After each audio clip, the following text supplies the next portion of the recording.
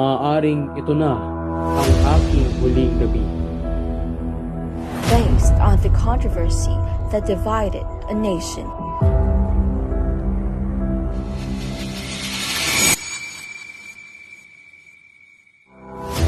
On December 29, 1896, a document surfaced.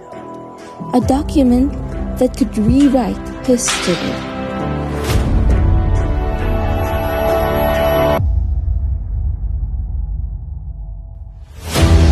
Jose, kailangan mong pirmahan ang retraksyon. Hindi maaari. Ipirmahan ko lamang kung anong pinaghihintulutan ng aking konsensya.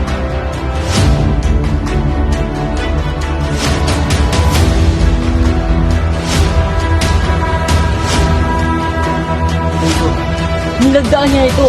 Naroon ako. One confession. One retraction. One surrender.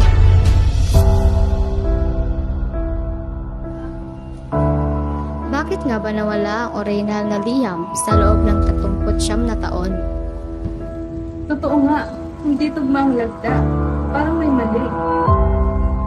Ang estilo ng pagsulat ay hindi naaayon sa huling liham ni Rizal.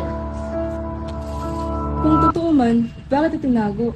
At kung huwad, sinong nakinabang?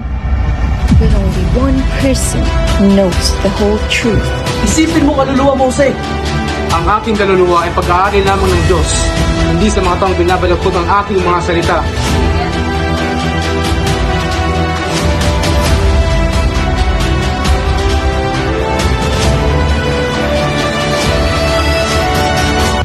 Mahal.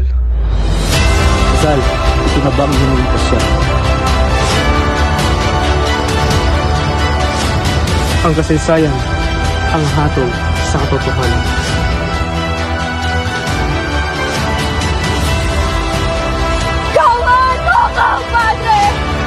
Magtigil ka! End you!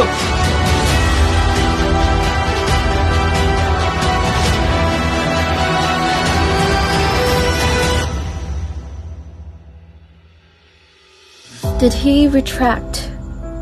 Or did the empire create a lie? Mamamatay ako ng walang takot. Listo! Apunta! Ikaw tumatumat! Dispara!